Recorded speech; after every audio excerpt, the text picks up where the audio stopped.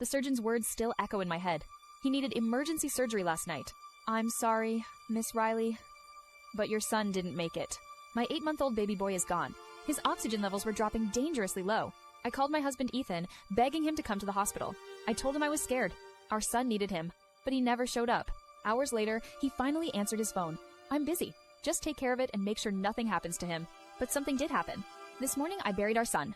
Alone, and now, I'm walking into the office. I'm dressed in black, but not just for the funeral.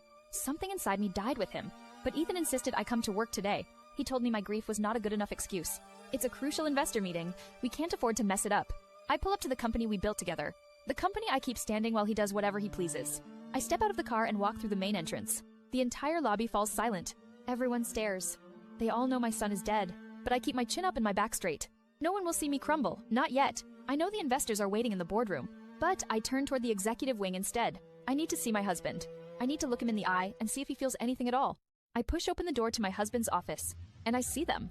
Ethan is with Wendy, my best friend. They're on his desk. He doesn't stop. He just turns his head and glares at me for interrupting. My voice is a choked whisper. Our son. He died today, Ethan. He slowly pulls up his pants, his expression bored. Then he scoffs. You think I care about your dead kid, Riley? His words are like ice water. That's all you've been for months, a walking tragedy. I'm tired of it. He steps closer, his eyes filled with a cruel light. Maybe that's why he died. Maybe the kid just wasn't meant to survive with you. The world tilts. Something inside me snaps. My hand moves on its own. I slap him across the face. Hard. The sound cracks through the silent room. Are you crazy? No, Ethan. I'm done being crazy this time. He expects me to break, to cry, but I don't. I look him straight in the eye, my voice cold and clear. You've always wanted an open marriage, right, Ethan? He just blinks, confused by the sudden change. Well, you can have it now. I walk to the door, then turn back for one last look. For the first time since I married you, you're going to see exactly what you pushed me into. I leave him standing there in shock. You don't get to hurt me anymore, Ethan. My husband's words ring in my ears. He said this after I found him with my best friend. You're boring, Riley. After he took my son from me, I get in my car and just drive. My vision blurred with tears. I end up at a downtown clubhouse. This place isn't for humans. It's owned and ruled by high-ranking werewolves. I don't care if they tear me apart. I need to forget. I walk straight inside and head for the bar. Tequila. The bartender pours a shot. I down it in one go. He pours another. I down that one too. After the 7th shot, I slam the empty glass on the counter. But when I ask for more, the bartender shakes his head. I'm sorry, miss. I can't give you more. What? Says who? His eyes dart over my shoulder. I turn slowly. In the darkest corner of the club, 3 men are watching me. Says them. They are impossibly large, powerful, and dangerous. The entire room seems to bend around their presence. And all 3 of them have their eyes locked on me. They think they can tell me what to do? I slam my palms on the counter. They'll have to tell me who they are to my face. I push myself up, wobbling on my feet, and I walk straight towards them. I storm up to their table, fueled by tequila and rage. Hey, why did you tell that man I can't have more drinks? The tallest one just smirks, swirling the dark wine in his glass. We do. He says they own the place. That doesn't mean you can control how many shots someone has. Apparently we can, Riley Grayson. I stop cold. He knows my full name. How? How do you know my name? How do you know Ethan? Who the hell are you people? Before he can answer, the 3rd man speaks, his voice like ice. You're not supposed to be here. His silver eyes pin me in place. My blood runs cold. They know my husband. Does Ethan know his human wife is wasted in a downtown clubhouse? The 1st man leans forward, a slow, predatory grin spreading across his face. We know a lot of things, pretty, and we also know about your now open marriage. My breath catches in my throat. He stands towering over me. He steps closer, his eyes locking onto mine. Since you want an open marriage, we thought we'd make you an offer, Riley. Let us join your open marriage, and we can give you everything you've been craving. My mind races. 3 of them. But then he adds the catch. But we like to be together? The amber-eyed man confirms it, his eyes gleaming. 1 woman, 3 men. At the same time, they expect me to run. But a wicked thought, fueled by alcohol and revenge, crosses my mind. And what if I say yes? They exchange surprised smiles before the leader's grin turns possessive. Then this night just got a whole lot more interesting. And once we start, we don't stop. I tried to walk away from the 3 men, but a hand clamped my wrist and yanked me back, slamming me against a wall. The gray-eyed man, Kane, caged me in with his body. What do you say to our offer, Riley? I don't want this. That my marriage is open does not mean that I can fuck just anyone. His eyes flashed with rage. Just anyone? He leaned in, his lips grazing my ear. I'd make you kneel on this dirty floor and choke on me until you forgot how to say no. My body betrayed me with a flood of heat. Get away from me. The amber-eyed man laughed from behind him. Look at her eyes, Kane. Little human soaked already, and we've barely touched her. The 3rd man, the coldest one, just watched me. She still thinks she has a choice. Adorable. I asked them why they wanted to help me get revenge on my husband, because taking what he threw away is the only thing that will make destroying him feel good. The silver-eyed man moved in, trapping me completely. He pinned both my arms above my head with one hand, Kane's thighs shoved between my legs, forcing them apart. Say it. Tell us you accept the offer and want this. My husband's cruel words and my baby's last heartbeat echoed in my head, and something inside me finally snapped. No, fuck him, fuck Ethan, use me, ruin me, make me forget. All three of them smiled, a vicious, predatory grin. Kane's mouth crashed down on mine. I surrendered completely. Take me. He hoisted me up and carried me toward a private room. When we're done with you, we'll send you back to him so thoroughly claimed he'll smell us on you for weeks and know exactly who owns you now. Before I can speak, my back hits the door. Hands grip me as their lips crash into mine. My legs wrap around one of them on pure instinct. The cold one lifts me easily, carrying me across the room. He drops into a chair and pulls me down onto his lap. My dress rides up my thighs as he presses into me. That's it. Ethan doesn't know what he let go. The other two men draw closer. They take my hands, guiding my fingers around them. Fuck, you're so tight. You're dripping for us, aren't you? You like this, huh? Taking all three of us like the little sexy slut you are. His words light a fire inside me. I want it all. Take me. All of you. The man beneath me grips my hips tight. That's right. Ride me, baby. Show me you're not his boring wife. I push back hard, waves of pleasure crashing over me. He holds me still, his voice cutting through the haze. I want to hear you scream our names. Want to know them, huh? I gasp, barely able to speak.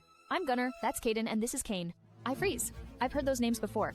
You know the CCG brothers, don't you? Wait, you're not the infamous CCG alphas of Crescent Hollow, right? The dangerous biker alphas my husband always talked about. Yeah, that's us. My heart pounds in my chest. But then, his voice drops, low and commanding. And I'm sure you know the most interesting part, Riley. We're Ethan's best friends.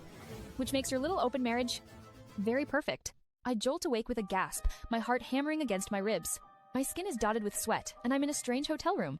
Memories flood back in broken shards. 3 men, their rough hands, their low voices. I look down and realize I'm barely dressed, wearing only my panties. My dress is crumpled on the floor in a messy heap. As I frantically pull it on, the door swings open. The 3 men from last night walk in, fully dressed and impossibly handsome. I remember their names, Kane, Caden, and Gunnar. Where are you going, sexy? Don't call me that. Why not? We can call you whatever we want now. After all, we're your partners. Partners? What the hell are you talking about? Caden slowly walks past me and pulls a thick paper from his jacket pocket. He holds it up with a smug, cocky smile. I see my name printed clearly, their names, and a signature that is terrifyingly familiar. You signed this contract last night to your open marriage. It makes us your partners. Automatically? What? No, that can't be real. I didn't. You did. You signed it. We made sure of it. It's binding. Why would I do something like that? Panic claws at my throat, and I try to back out of this nightmare. This is a mistake. I was drunk. I want out. You're legally bound to us, Riley, and breaching the contract comes with a consequence. We're not joking. You wanted to get back at Ethan, didn't you? That doesn't mean I wanted to marry 3 strangers. Caden's playful expression vanishes, replaced by something dark and serious. You didn't marry 3 strangers. He takes a step closer, his eyes locking onto mine. The floor feels like it's about to give way beneath my feet. You married your husband's best friends. Now that we've tasted you, Riley, we're not letting go. 3 men stand before me, claiming a contract makes them my husbands. I tell them this is a nightmare and try to leave. I have a company to run. They just exchange a cold, knowing smile. I hate that name, but his voice sends a shiver down my spine. Not so fast, honey. What do you want? Meet us here tonight. We need to discuss the whole thing. I snap. I have nothing to discuss with you. I already have a family. The tallest one, Gunnar, steps forward, his shadow falling over me. What if we're doing this just for the fun of it? Before I can react, his hand wraps around my waist. He yanks me against his hard chest. My hand flies out to steady myself, and his shirt buttons pop open. My hand flies out to steady myself, and his shirt buttons pop open. A swirling tattoo covers his skin, from his chest all the way up his neck. I'm frozen, unable to look away. You like what you see? You can touch as much as you want. He holds my hand against his skin. Suddenly, my phone rings, shattering the moment. The screen flashes with my cheating husband's name, Ethan. I tear myself from Gunnar's grip. I need to go now. See you later. I run for the elevator, vowing they will never see me again. But as the doors open, a black car screeches to a halt in front of me. A driver in a suit steps out, blocking my path. I refuse, but he stops me with his next words. I was asked to drive you back. Please, ma'am, if you don't agree, the CCG brothers will hold my family accountable. I tell myself I would be obedient for now, because they would never see me again. I walk into my house and immediately hear moans coming from upstairs, right from our bedroom. A fire of pure rage surges through me as I run up the stairs. I throw the bedroom door open with all my force. There they are. My husband Ethan is in our bed with his stepsister, Wendy. Ethan! Wendy scrambles off the bed in a panic, grabbing a pillow to cover herself. But Ethan doesn't even bother to cover up. He just looks at me with pure annoyance. Why do you always find the perfect time to interrupt me when I'm busy, huh? In our matrimonial bed? Has it come to that? He lets out a cold laugh, not a hint of shame on his face. Didn't you declare the marriage open yesterday? You shouldn't care at this point. I don't care, but not in this house. Not in our bed. Shouldn't you accord me some respect? Respect? Don't pour your frustrations on me because this will favor me more. Who would even want you? His words are a dagger to my heart, but I refuse to let a single tear fall. I turn my rage on Wendy, who is now trying to look defiant in the corner. How would it feel if I told the whole world that you've been fucking your stepbrother? Her face instantly drains of all color, her brief moment of courage gone. But then her expression twists into something I've never seen before. Pure venom. I don't even feel guilty doing this. Ethan should have told you long ago that he was my mate. The word echoes in my head. Mate. Like in the old wolf shifter stories? I look at Ethan, desperately waiting for him to deny this madness. She's telling the truth, Riley. Wendy is my true mate. The bond had been in place when we were teenagers. He admits he married me, a human, thinking it would make the bond fade away. But it didn't. The pull got stronger. Especially after everything that happened. After our baby died, he can't even meet my eyes when I say it. Wendy smirks and steps closer to him, placing a possessive hand on his arm. The mate bond is forever. You can't break it. Was everything a lie? I cared about you initially. But you've become a bitter woman, and you can't even satisfy me in bed. My husband, Ethan, stands before me with his new mate. I don't wait for his reaction. I've heard you, Ethan, and congratulations on your mate. I walk past them, grab a suitcase, and start packing my clothes. I zip the bag halfway and finally turn to face him. What are you doing, Riley?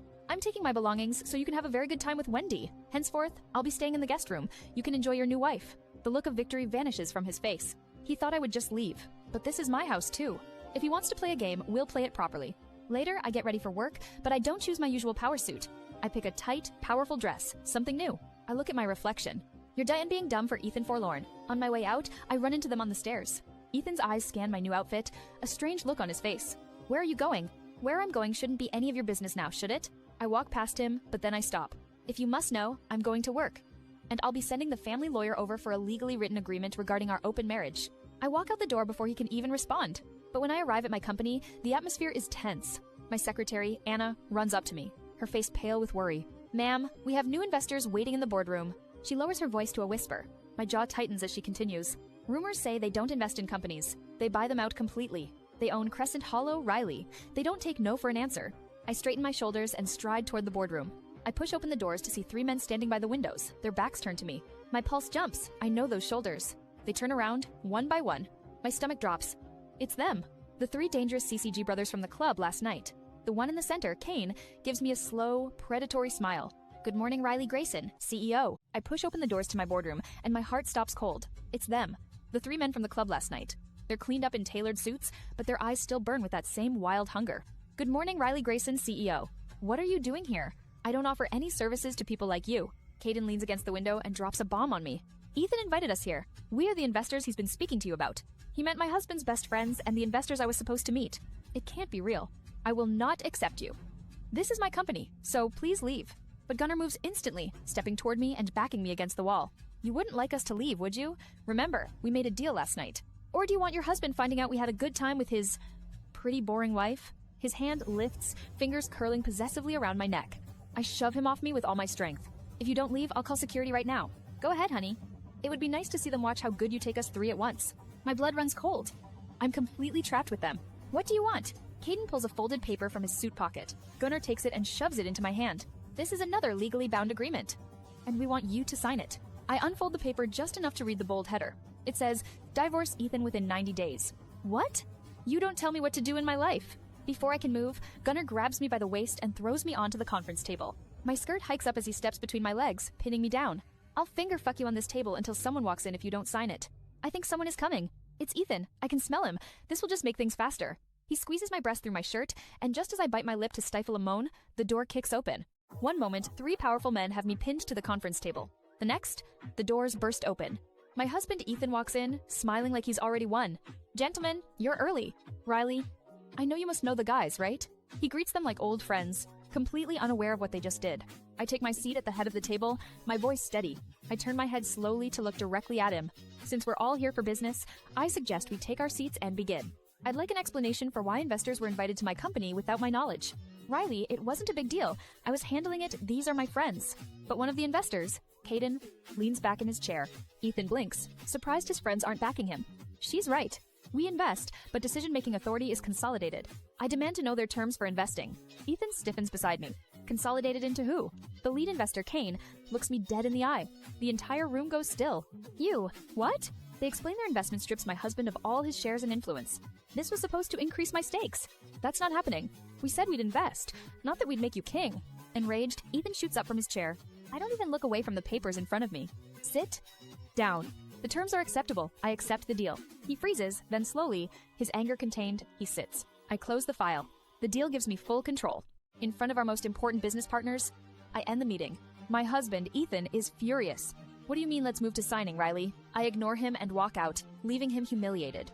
Minutes later, my office door slams open. How could you do that to me? You embarrassed me. I refuse to look at him.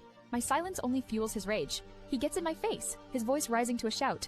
He lunges forward, snatches a vital contract from my hands, and rips it to shreds. Are you insane?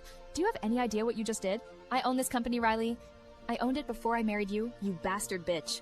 Slap. The sound of my hand hitting his face echoes through the room. He stumbles back, stunned. Don't you ever call me a bastard. I step toward him, my hands clenched into fists. I decide to hit him where it hurts most. You have absolutely no idea what this bastard invested into this company. Your own living parents chose your younger brother over you. Why is that, Ethan? His face tightens. He is left speechless. You built a company that was barely standing. I made it fucking stand. This will be the first and last time you ever insult me like that. I grab my purse and storm out of the building. My hands are shaking as I start the car and drive. I'm not paying attention. I take a wrong turn. Then bam, the impact is violent. I throw my door open and rush outside. Someone is on the ground. I just hit someone. I hit a child with my car. My hands shake as I race her to the hospital. Please stay awake. I leave her with the doctors and pace the empty hall. Finally, a doctor approaches me with a calm smile. She's fine, you can see her now. But when I walk into her room, I freeze. The girl is sitting on the bed, completely unharmed. Hi, Riley Grayson. My blood runs cold. How do you know my name? Everyone knows you. I tell her she was hit by my car, that she should be in pain. I heal quickly. I'm an alpha. The word hits me like a punch. I'm a werewolf. I stare, disbelieving, and ask the one question on my mind. Then you ran into my car purposely? Yes. She says it was the fastest way to meet me. But this girl, whose name is Summer, doesn't stop there. And you're married to a man who doesn't respect you. A chill crawls up my spine. She knows my life.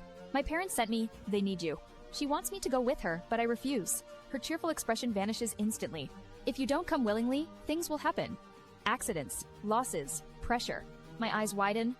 This is a threat. What happens if I say no? She looks at me with ancient eyes and delivers her final warning. Then you stay human and unprotected. Crescent Hollow is more dangerous than you think. The strange girl I hit with my car introduces herself as Summer. My stomach flips. My mouth hangs open. I won't be going anywhere with a total stranger. Here, this should get you home, right? I pull a thick stack of bills from my wallet, $1,000. Her words send a chill down my spine. She ignores the money. Her eyes pierce right through me. Then she drops a bombshell that makes my blood run cold. You're a really stubborn one. You're the perfect fit. You hit me with your car. Take me home, please. Well, Mrs. Riley Grayson, I wonder why you're still using your family name instead of your husband's last name, Forlorn. How? How the hell do you know my husband? Who sent you? This is your home? No. I'm leaving. Daphne? She just smiles and gently pushes the money back into my hand. During the long drive, I press her for answers. You don't expect an alpha in Crescent Hollow to be broke, do you? One of them, come in. She suddenly acts like a helpless child, demanding I take her home. I refuse. I've done my part. Against all reason, I find myself agreeing and walking out to my car. People who are ruthless enough to ruin Crescent Hollow for a single human. I insist I'm just a normal human, not part of any supernatural world. You keep saying you're human like it's permanent. She directs me to a private road where a massive, gated mansion appears. Please. Just 5 minutes. You need to meet the people who sent me. Hi, daddies. I brought her home. I finally give in and follow her toward the towering front doors. As we approach, the doors swing open on their own. I step inside and freeze. 3 familiar figures stand before me, but it's the person beside them that makes my heart stop. I freeze in the doorway. It's her. Daphne, the one person I spent my entire life trying to forget. I turn to leave, but a hand grabs my arm. I stumble into a hard chest. It's Caden, one of the brothers who hired me. What are you doing? I pull away from him, but then I hear her voice, smooth as poison. My blood runs cold. I was leaving. Well, Riley, long time no see. That should be a good thing, Daphne. I turn to the 3 brothers. The room goes dead silent. One of them, Gunnar, just stares at me. If she's involved in our contract, I'm terminating it immediately. That's our sister. The words hit me like a truck. Sister? No, that's not possible.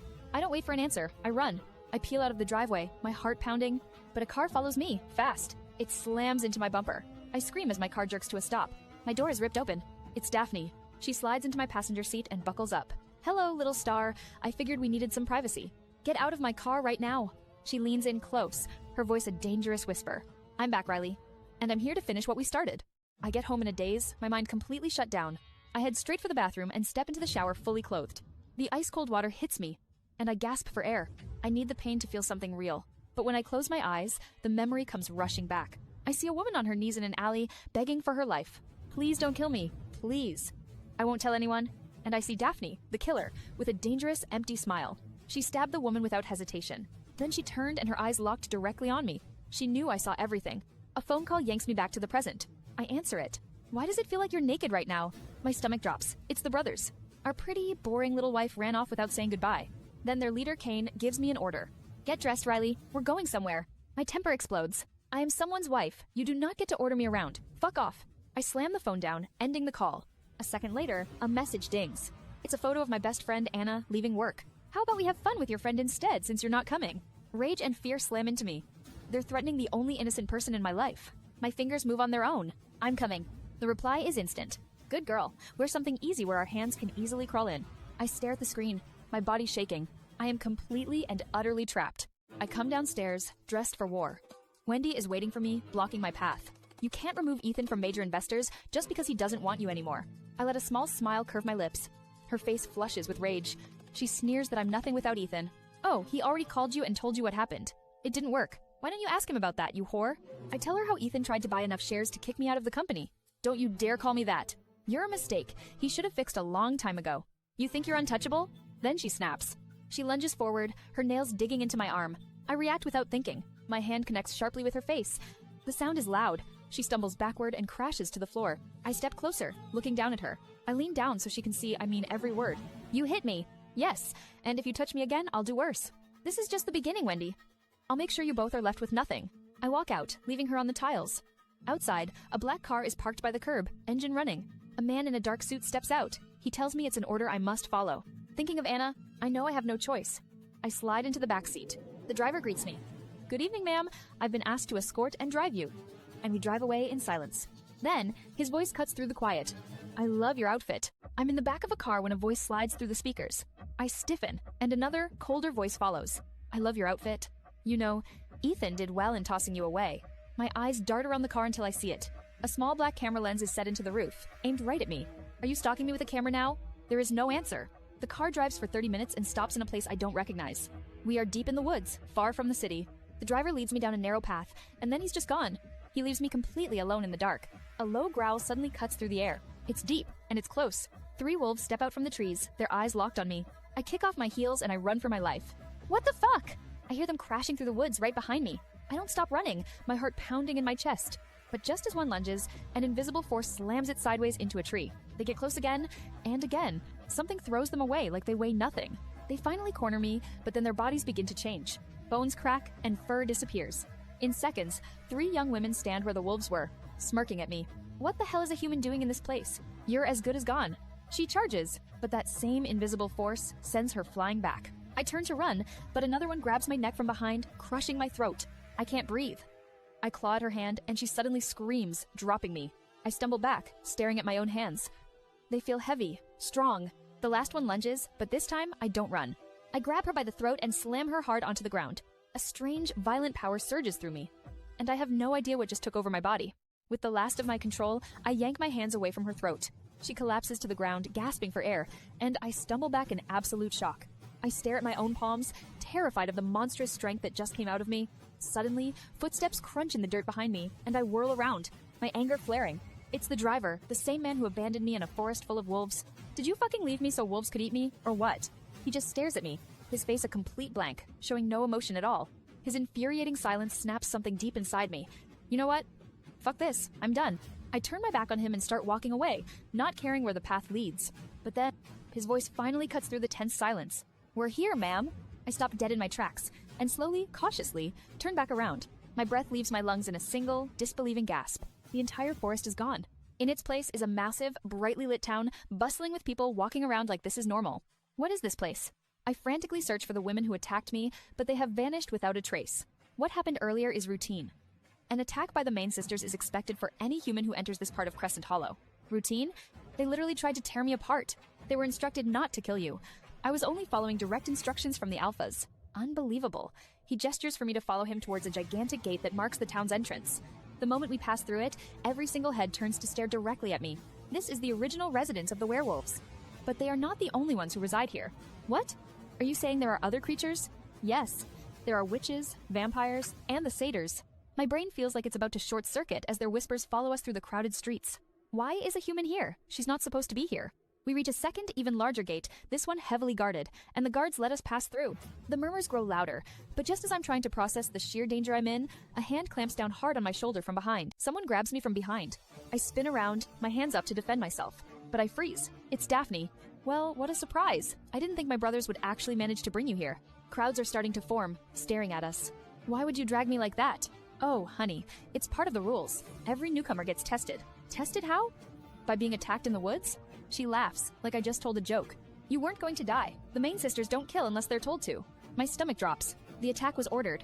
Before I can react, my driver steps between us. I'm sorry, Lady Daphne, but the Alphas instructed that she must not be harmed. Daphne glares, but finally waves a dismissive hand.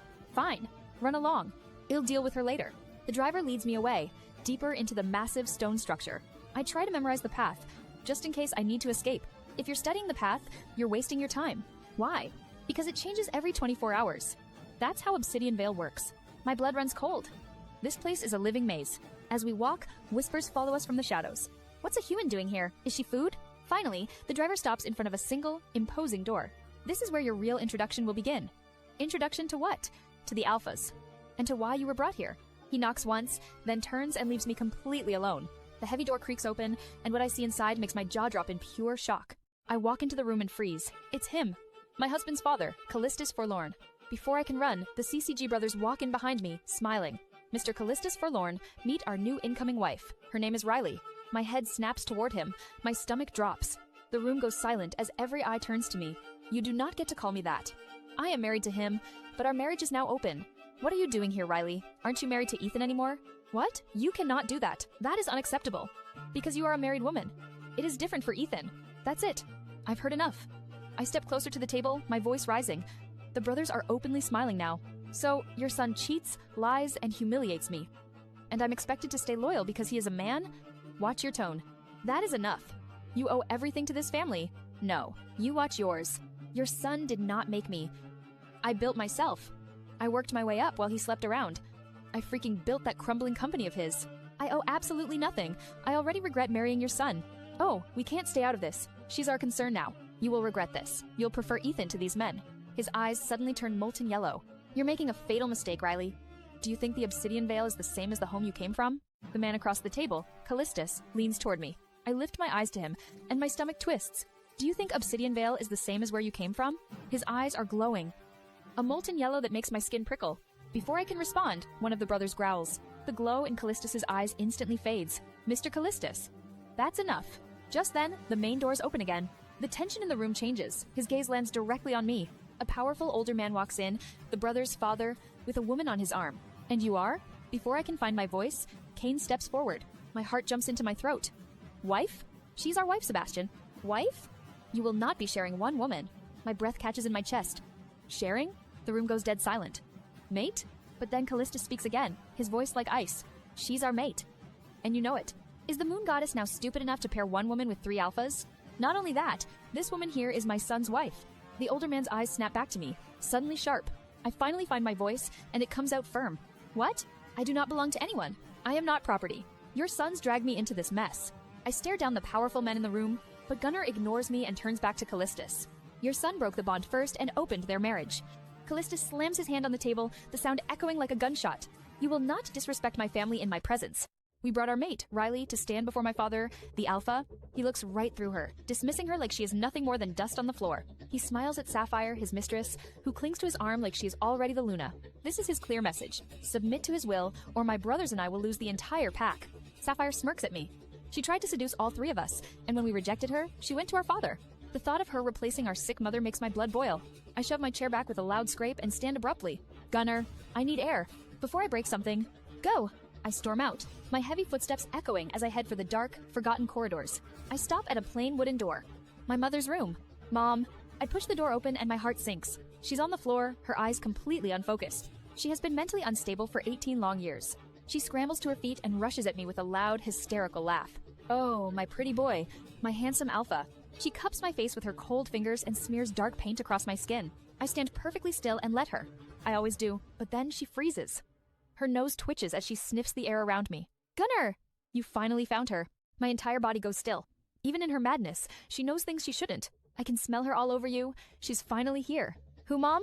Your moon? Your fire? Your problem? Her voice drops, becoming deadly serious and clear. She is strong, but she will suffer before she rises, and you won't be able to stop all of it. I hear footsteps approaching fast. My father has forbidden anyone from seeing her. Bring her next time. I rush out of the forbidden room, her chilling prophecy burning in my mind. I step out of my mother's quarters and something feels wrong. The corridor is too quiet. I press myself against the wall just as a figure in a dark robe walks past. The hood is pulled so low I can't see their face. They stop right at my mother's door and slip inside. My blood runs cold. I can't confront them without alerting our enemy, Sebastian. So I walk away and find my brothers with our new captive, Riley. She stands with her arms crossed, looking trapped and angry. Her eyes land on me for a second before she looks away. Relax, Riley Grayson. No one in this place would have the balls to lay a finger on what belongs to us. Her head snaps up. The word married hits me like a slap. My brother Kane steps between us before it gets worse. No. I need to leave this place. I am fucking married. Are you not ashamed to be calling Ethan your husband? Someone who signed you away without blinking. Are you really that pathetic? Her breath hitches. Don't you dare talk to me like that. You kidnapped me. You think you're any better? We are. We are your fucking saints, okay? Enough. We're keeping you here because we want Ethan to come here and see you. And then what? Then we negotiate properly. He divorces you in 30 days. You expect me to just stay here, like a prisoner, waiting for you all to trade me like a fucking property? You are not a prisoner, but you will stay. Her eyes lock onto mine. She glares at me, her chest rising and falling rapidly. And if I refuse? I lean closer, lowering my voice so only she can hear. Then things will get messy. I will start with people you care about. I hate this place. And I hate all of you. I curse all of you. The three brothers turn to leave the crowded hall. His voice leaves no room for argument. It's a command. Come with us. We are your mates. I have no choice but to follow them into a grand, opulent wing of the estate. They lead me into a large, quiet room with a massive table. The room goes dead silent. Sit. Riley, what do you say to this? Ethan is already here. He pulls out a chair for me. I sit down, my back completely stiff. Kane slides a folder across the polished wood toward me. I don't need to open it. I know exactly what it is. I refuse. I will not divorce Ethan. And are you guys any better? You change women like clothes. Kane lets out a short, disbelieving laugh. Gunnar, the third brother, scoffs from the side. Even after all he's done to you, you still want to be married to that bastard? Yes. It's not his fault I lost my baby. I might hate him, but not to that extent. You're interesting and pathetic all at once, Riley. He cheated on you. Repeatedly. You don't get to judge me. What are you to me? That word means nothing to me. I let out a sharp, humorless laugh. Suddenly, Kane's entire body goes rigid. You kidnapped me. Ethan may be cruel, but he is the devil I know. You three are strangers. His head tilts, his nostrils flaring as he senses something. He turns to his brothers, his voice a low, sharp growl. Kane's words are a stark warning bell in the quiet room. Caden is immediately there. His hands on my dress. Before I can even process his meaning, Gunnar moves with inhuman speed. He grabs me firmly by the waist and lifts me right onto the dining table. I land hard on the cool wood surface, the thud echoing in my ears. A loud gasp escapes my lips before I can stop it. He rips the fabric with a sharp, violent sound, exposing my shoulders. The torn cloth barely covers the tops of my breasts. Kane steps in close behind me, his fingers gathering my hair. He pulls it back gently but firmly, exposing my entire neck to their view. I press my hands against Gunnar's hard chest, trying to push him away. A warmth spreads from their hands, making my resistance melt away. But then the familiar, traitorous rush hits my system. Caden leans in close, his breath hot against my skin. He licks a slow, deliberate swipe up my neck, his tongue rough and wet. Let it out, Riley. Don't hold back. Make Ethan see what he's thrown away. Make him realize your value. I want to scream that this isn't the way, but Gunnar's mouth crashes onto mine. His lips are firm and demanding, his tongue slipping inside to taste me deeply. He pulls back just enough for me to breathe, and Caden's hands are on my thighs. His fingers trace up slowly, digging in just enough to make my body quiver with heat. You taste so good, Riley. He and Kane begin kissing and biting my neck at the same time. Suddenly, the door bursts open with a loud, violent bang. The dual assault of their mouths is overwhelming, and a needy moan finally escapes me. That's it. Moan for us, Riley. Let us hear how much you need this. My protest is weak as Gunnar kisses me again, his hand cupping my breast. Ethan's coming. We can't. Oh God. We're not stopping until he sees. He needs to understand that you're ours now. My body is on fire, writhing under their coordinated touches. Ethan storms into the room, his face a mask of pure, unadulterated rage. The door slams open so hard the walls rattle. My husband, Ethan, fills the doorway, his eyes burning. He sees everything. Me on the table, my dress torn, his 3 best friends standing too close. For one stupid second, I think he'll finally act like a husband who cares. But his fists clench, and all his fury is aimed right at me. He storms past the brothers, his face a mask of rage. Before I can move, his hand wraps around my arm, digging in painfully. Ethan, stop. Let go of me. When I try to pull free, he slaps me. The sound is loud and heavy, sending me crashing to the floor. My cheek burns as I stare up at him in disbelief. The word is a physical blow, sucking the air from my lungs. You hit me? Yes, Riley. How dare you seduce my best friends? You whore. Spreading yourself for them the second my back is turned. That's it. Something inside me doesn't just crack. It snaps. I push myself up, my hands shaking as I get to my feet. You think I'm a whore? Then what are you? I am a man. Men cheat. He says it's normal for him, but a wife has no such privilege. You're not allowed to cheat or fuck my best friends, Riley. Do you understand me?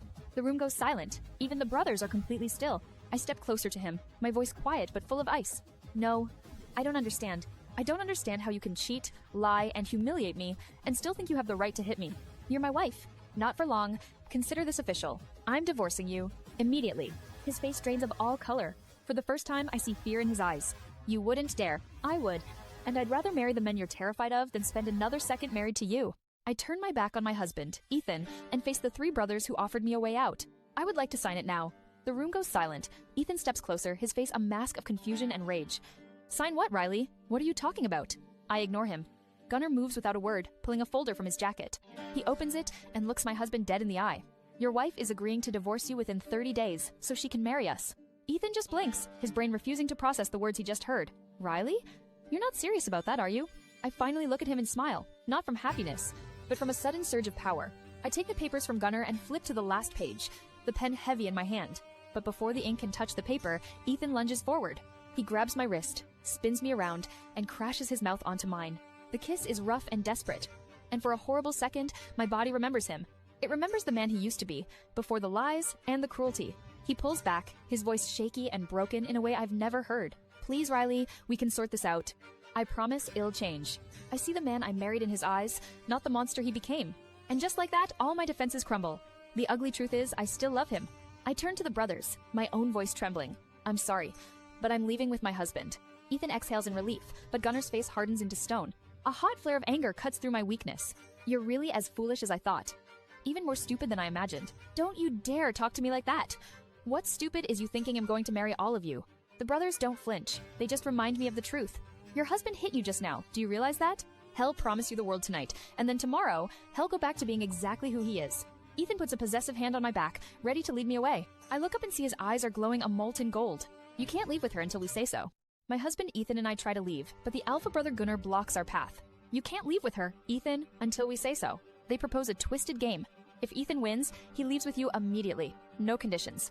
And if he doesn't, then you stay here. Until we decide otherwise. They call it a trial of binding, an ancient magical test of truth. Ethan looks at me, his jaw set. I'm not leaving you. I have to prove it to you. He steps into a glowing circle on the floor as 3 stones rise from the ground. Speak your truth. Why do you want her? She's my wife. I love her. One of the stones immediately burns with a faint light. He's not telling the whole truth. And why did you hurt her? Ethan freezes. The stone flares hot red, and he screams, dropping to one knee. He collapses as the light sears his arm. He failed the test. It's decided. I scream and then run for Ethan, but his brothers grab me from behind. Let go of me, Ethan! They drag me out of the room. Gunnar stops and glares down at me. Do you think we want you? Cooperate? Or we do this the hard way? They throw me into a lavish room where a beautiful, ethereal woman waits. Pasifa, get her dressed and ready. The door slams shut, leaving me alone with her. You're being prepared. For what? She looks me directly in the eyes, her smirk widening. For a wedding? A wedding? You're getting married today. To the Alphas. The words don't make sense. A woman named Pasifa tells me I'm getting married. Today. To the Alphas? What? No, that can't be real. Hey, stop, what are you doing? I don't wear things like this. Before I can stand, she shoves me back into the tub. She hauls me out and throws a dark, tight-fitting gown at me. The water is ice cold. She ignores me, ripping my dress off and forcing me to wash. You do today, and then consummate our marriage. Pasifa drags me through a hall where men stare with hungry eyes. She shoves me into a room and the door slams shut. The 3 Alphas are waiting. Gunnar, Caden, and Kane. They stand in perfectly tailored suits. What is this madness? Where is my husband? Consummate what? You can go back to him. After you marry us today, in 30 days, you'll divorce him. My stomach plummets. I see Gunnar holding a little girl, Summer, on his hip. He looks gentle. They lead me to a massive hall packed with people. But then their sister Daphne appears, her eyes full of malice. Congratulations on marrying my brothers. I object to that union. An old man steps to the podium to begin the ceremony. As of today, Cain Dravenmore, Caden Dravenmore, and Gunnar Dravenmore solely. Just as the ceremony is about to conclude, a powerful voice thunders through the hall. I object to that union. It's Sebastian, the father of the Alphas. He storms the podium and faces the crowd. My sons are Alphas. They will not share one woman. And certainly not a human woman. His gaze snaps to me, sharp and merciless. He points a finger right at my face. That woman there is married. The crowd gasps. My world starts to tilt. She is married to Alpha Ethan Vialcor. She bore him a child. A child who possibly died due to the mother's carelessness. The hall explodes. Voices attack me from every direction. Sebastian raises a hand, silencing them instantly. If my sons choose to defy me, then only two options remain. I look to Cain and Caden, but their faces are blank, cold. First, my sons will denounce their bloodlines as alphas to marry a human. Cries of shock fill the room. They would lose everything. Or, she performs the rite of the borrowed moon for 60 days. The crowd erupts in terror. They scream it's a death sentence. No human survives it. After delivering his ultimatum, Sebastian turns and walks away. Caden leans in, his voice a low hiss.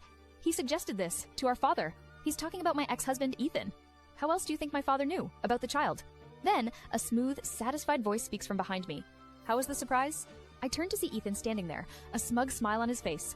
You told him about my child. I used what I had. Before I can react, Gunnar steps between us, his presence radiating danger. Leave. You think you've won, but you've only signed your own end.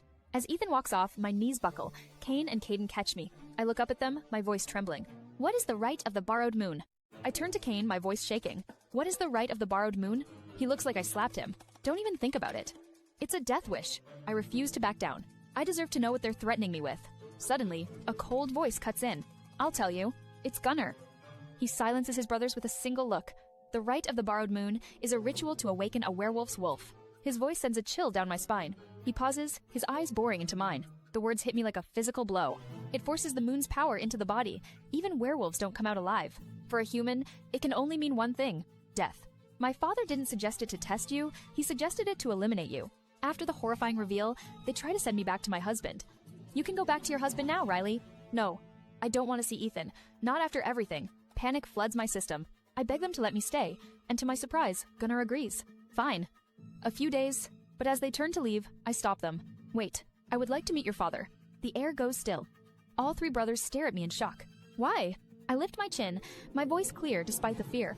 Because if he's going to threaten my life, then I want him to see exactly who he's threatening. A slow, dangerous smile touches Gunnar's lips. This just became interesting. The Alpha sons lead me down a dark hall, past guards with blank faces. We stop before a massive door of wood and metal. From behind it, I hear low, animalistic grunts. Caden knocks once.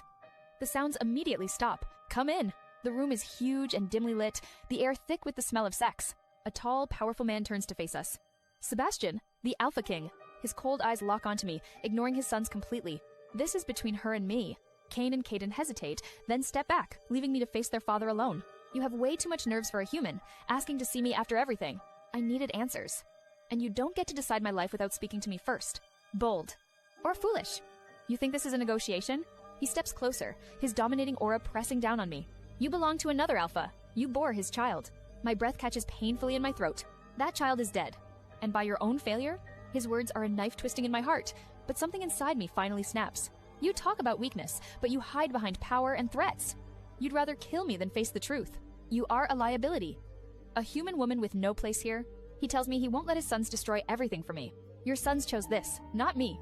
They are blinded and you are the reason. His gaze turns to ice as he delivers his final judgment. This ends now. Either they renounce their bloodlines or you face the Rite. The Rite is a brutal tradition designed to kill.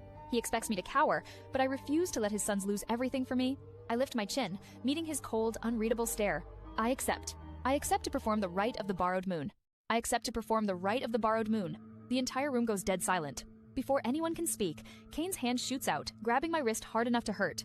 He yanks me out of the room, his brothers right behind us as the doors slam shut. He releases me so suddenly I stumble against the wall, his face twisted with rage. Are you mad? Did you even realize what you just did? Do you know what that rite is? Even werewolves barely survive it. What exactly are you trying to prove, Riley Grayson? My hands are shaking, but I force myself to meet his furious gaze. I did not ask you people to care whether I live or die. I'd rather die than go back to Ethan, so let me do my thing in peace. Cain stares at me, stunned, but then his brother, Caden, steps forward. His voice is firm, final. No, we're no longer interested in the contract. Well, take you back to Crescent Hollow. My heart stops. They're sending me back to my abusive ex. I do not want to go back. I would rather not live. Then what about your precious company? Are you going to leave it for him? No. After I marry you all, I'll go back and take everything. Before they can respond, a maid appears in the hallway. Kane and Caden both move to stop me. Mistress Sapphire demands your presence in her chambers. You're not going anywhere. But the maid speaks one sentence that freezes them in place. They immediately release my arms. The order was approved by Lord Sebastian himself. I follow the maid to a large, dimly lit room where a woman waits by the window. She turns, her eyes sharp and assessing as they scan me from head to toe. So, Riley Grayson, you are braver than you look. Or maybe just desperate. You accepted the Rite not knowing what it does. Very few humans survive it. Many wolves don't either. The alpha's stepmother, Sapphire, circles me like a shark sizing up its prey. I like you. Bold, fearless, courageous. I can help you. I can get rid of Ethan for good. She gets right behind me, her fingers tracing the line of my collarbone. Before I can react, she spins me around to face her. She walks to her bed, then grabs the front of her dress. But I have one little wish. My condition is simple, Riley. You become my lover. You're insane! I have to leave now. With one sharp pull, the fabric rips apart. She stands before me, completely naked. I immediately take a step back. Her werewolf strength pins me easily. I turn to bolt for the door, but she's faster. Her hand shoots out, grabbing my wrist and slamming me against the wall. If it was my stepsons, the alphas, standing here, you'd probably beg for it. I can still take what I want, even if you don't agree. Her words sting, but I force a smirk. Rage flashes across her face. Well, maybe that's because they're a lot better at things like this than you are. Her nails dig into my skin as she presses her naked body against me. But just then, the door bursts open with a loud crash. It's Gunnar. He sees everything in an instant. He walks toward us, his expression deadly. She releases me so fast I almost fall. You know too well, Sapphire, that if you lose those fingers, you ain't getting them back. Let her go. Now. Gunnar grabs my arm and yanks me out of the room, slamming the door shut. Down the hall, he finally stops and turns to me. I choose scolding. I choose scolding. That was a mistake I made by saying that. The next moment, I don't feel my legs on the floor anymore.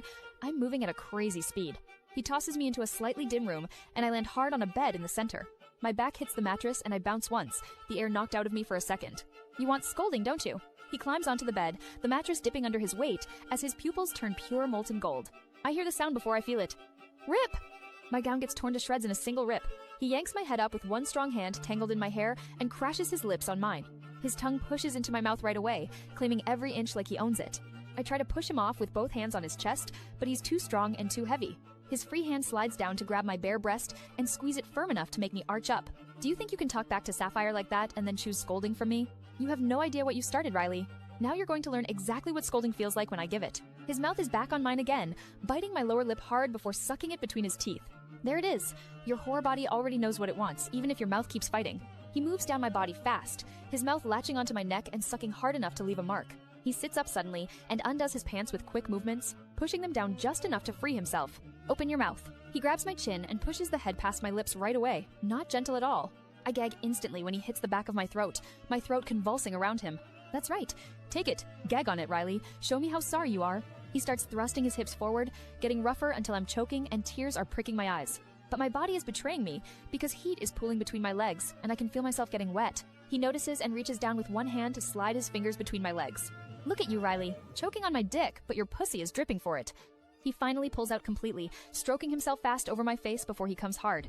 He collapses next to me on the bed, pulling me against his chest, both of us breathing heavily. That's what scolding feels like. Don't make me do it again unless you really want it. But then, he grabs my hands, sinks his teeth into my wrists, and a thorough scream tears from my lips. My wrists burn like fire as the alpha, Gunnar finally releases them. The sharp pain is gone in an instant, replaced by a strange sensation. I stare down in shock as he drags his tongue slowly over the bite marks where his teeth sank into my skin. The skin magically seals right in front of my eyes, leaving no scar, no wound, nothing at all. He straightens up, stepping back from the bed, and the danger in him completely disappears. His face goes blank, cold, and distant, like I'm a problem he's finished dealing with. That's what people who choose scolding get. He turns his back on me as if I don't even exist, and walks a few steps away. Are you going to sit there and keep staring? Get off. I'm taking you back to Crescent Hollow. His words hit me like a physical slap across the face. What? Panic explodes in my chest, and I jump off the bed so fast my legs wobble beneath me. No, I don't want to go back there. I won't, please. The thought of my old pack, of my ex-mate Ethan's lies, makes me feel sick to my stomach. Gunnar turns slowly, and the look he gives me is absolutely chilling. You don't get to decide that. You were never meant to be here in the first place. I realize then that begging this cold, powerful man is completely useless. Just then, a knock sounds on the door and a maid enters with her head lowered. She holds out a folded dress, which Gunnar takes and tosses at me without warning. Put that on. He turns and walks out of the room, leaving me to change in the sudden silence. When he returns, he doesn't even check if I'm ready for what comes next. Follow me. He leads me through narrow, tight corridors I've never seen before, and then suddenly out into the thick woods. Before I can react, my feet lift off the ground as he throws me over his shoulder like I weigh nothing. The world blurs into streaks of green and brown as he runs with inhuman speed, faster than any car. He stops just as suddenly on the main road, setting me down roughly on the solid ground. A car pulls up in front of us, and he gives the driver a low command I can't hear. Get in. Go. I get into the car, and it speeds away into the night, leaving him behind in the darkness. But just as I start to process everything, a heavy weight crashes into our side, and the car tumbles violently off the road. I wake up to a sharp buzzing in my ears. My body is heavy, unresponsive. I force my eyes open. The first face I see is Summers, her expression full of relief. Thank the goddess, you're awake. What? Happened? Where am I? You're in the hospital. We were quick enough to stop the accident. An accident? Before I can ask more, another figure steps into my view. It's Daphne. She leans against the wall, a cold smile on her face. Welcome to the fucking land of the living, Riley. You've got massive luck. I was able to save your fucking ass from your dumb shit husband. My stomach drops. Why would this monster save me? I ignore the dizziness and force myself to sit up. You should have saved yourself the fucking strength. Can someone explain what the actual fuck happened to me? Daphne sighs, bored, and pulls a chair closer to the bed. The car you were in got hit, hard. By who? Take a wild guess. I can't say his name. My silence is the only answer she needs. Yes, Ethan. He rammed straight into your car. I feel sick. My own husband tried to kill me. I swing my legs over the side of the bed. I have to get out of here. I'm leaving.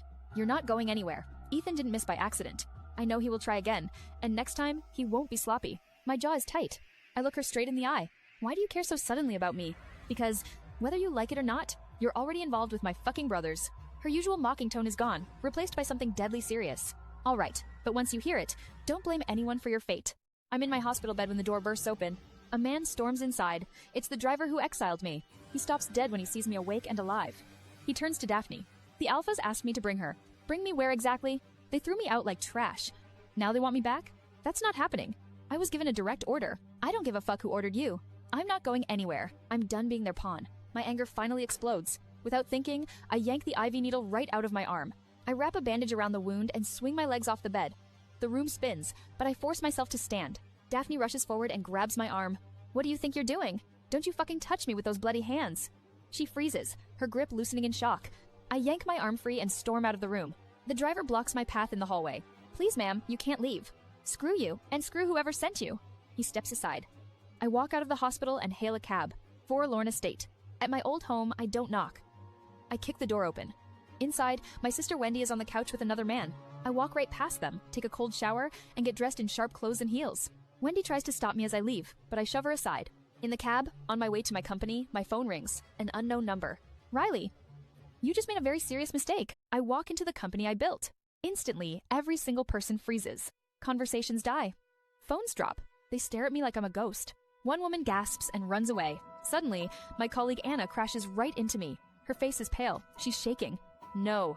Tell me you aren't fucking real. Anna, it's me. What the damn hell is going on? She lunges forward, hugging me desperately. She grabs my wrist and yanks me toward the elevator. Oh my god, you're really alive. No time. Come on. We all thought you were dead, Riley. Inside, the doors close and she finally tells me. My stomach drops. She says a video went viral. It showed your body. Severely crushed by a car. It looked terribly real. My throat goes tight. He didn't just share a video. He announced my death to the press. But that's not even the worst part. Ethan, your husband. He's in the boardroom right now. With the main board members, he's rebranding, removing my name, and taking my shares. A cold calm settles over me as the elevator dings. What? Who put that out? He's erasing me. Well, let's play then. The moment I step into the boardroom, the room explodes in panic. Board members jump from their seats, staring at me like I'm a ghost. But before they can run, I slam the door shut and lock it. My eyes find my husband, Ethan, sitting calmly at the head of the table. I give him a slow, cold smile. Everyone relax, and let my sweet husband Ethan explain my death. The room turns to him, but he says nothing. So I address the board myself. I'm not dead. My assistant Anna rushes to my side, confirming I'm real. But when they still hesitate, I slam my palms on the table. Sit! They scramble back into their chairs instantly. I walk to the head of the table, my rightful place. Who here approved the removal of my name from company documents? A man tries to blame Ethan.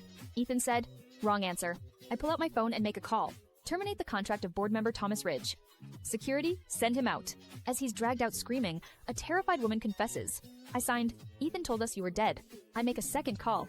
Terminate Cynthia Hale. The room is now frozen in absolute terror. Finally, I turn back to my husband. And now, we get to you. I was protecting the company. You don't get to speak for my company. I stand and deliver my verdict to the silent room. Ethan is stripped of all authority, all access, and all shares. And effective immediately, he is no longer my husband. Get him out. As security drags my ex-husband away, I sit back down in my chair.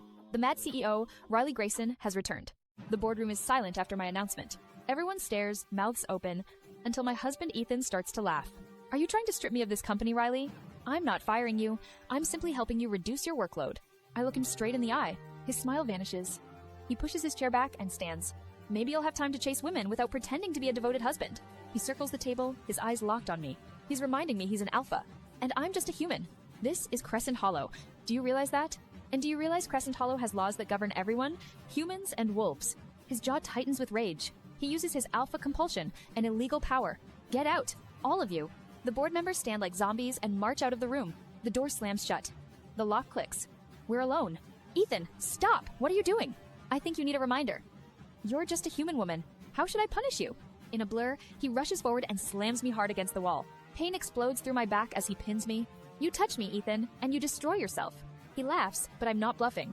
His grip loosens. I straighten my jacket and pull out my phone. This building has cameras. They saw every board member leave under your compulsion. I already sent the alert. National securities, legal, media containment. For the first time, he looks unsure. You wouldn't dare. I already did. Because I knew you'd do this, I put every fucking thing on a live cam. The moment I speak, he grabs me by the neck. His hand wraps around my throat, lifting me against the wall. How dare you mess with me? I could snap your damn neck right now. Perhaps I should also kill you, just like I did to our son. His fingers squeeze harder. Black spots dance in my vision. He leans in close, his voice a calm, cruel whisper. The words hit me like a bullet. Horror grips my entire body. What? What are you saying? What did you do to our son? Why? He was innocent. He was just a baby. He laughs, a loud and unhinged sound. You were so dumb not to notice. Did you really think he just got sick on his own? I induced him with a drug, one sickness after another, slowly and carefully, because I couldn't bear to let a human give me a child. Wendy is my mate. He tightens his grip, making me wheeze. His lips curl into a sneer. At her name, something inside me snaps. I start to laugh, a manic, broken sound. The same Wendy. Who's cheating on you? His grip tightens instantly. My vision explodes with black spots. He scoffs at my plan to expose him. You wouldn't dare speak of her that way. I will squeeze the damn life out of you. You think cameras and authorities can save you from an alpha? You are nothing. My strength is fading. My arms fall limp to my sides. Please, Ethan. I can't breathe. He just smiles. I will end you before those bastards show up. He leans in to finish me, but then the door bursts open. Just as I'm about to black out, the pressure on my throat disappears. My attacker, Ethan, is violently yanked away and flung across the entire boardroom.